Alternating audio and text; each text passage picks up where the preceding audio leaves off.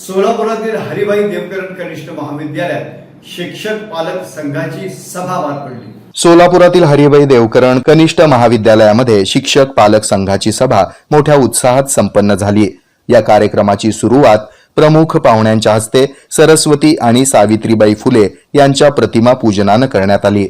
यानंतर या कार्यक्रमाचं प्रास्ताविक ज्येष्ठ पर्यवेक्षक एस कुंभार यांनी केलं।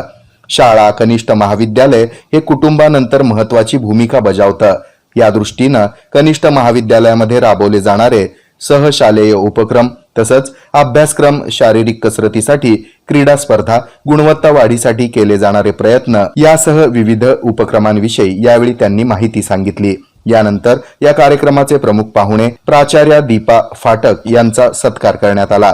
या कार्यक्रमाचे प्रमुख वक्ते पर्यवेक्षक एस राऊत यांनी शिक्षक, विद्यार्थी, पालक यांची कर्तव्य आणि जबाबदारी याविषयी मार्गदर्शन केलं। यानंतर पर्यवेक्षक मेजर BD बनसोडे यांनी सध्याच्या काळामध्ये महिला सुरक्षेसाठी कनिष्ठ महाविद्यालय कसं काळजी घेतं याबाबतची माहिती दिली। हरिभाई देवकरण कनिष्ठ महाविद्यालय 50 वर्षे पूर्ण करत असून यामुळे सुवर्ण महोत्सवी वर्षानिमित्त जिल्हास्तरीय वक्तृत्व स्पर्धा, वादविवाद स्पर्धा, समूह गायन, समूह नृत्य, रांगोळी स्पर्धा, खो खो स्पर्धा यासह विविध स्पर्धा आणि उपक्रम राबवण्यात येणार असल्याचं यावेळी सांगण्यात आलं। या कार्यक्रमाचं सूत्रसंचालन प्राध्यापक सुरेश रेवजे यांनी केलं, तर आभार प्राध्यापक नितीन पतंगे यांनी मानले। या प्रसंगी कार्याध्यक्ष डॉक्टर दिलीप फुटाणे यांच्यासह शिक्षक, शिक्षिका, विद्यार्थी, पालक मोठ्या संख्येने उपस्थित होते।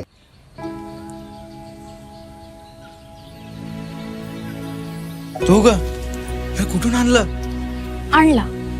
साडी पण वा, छान दिसते की।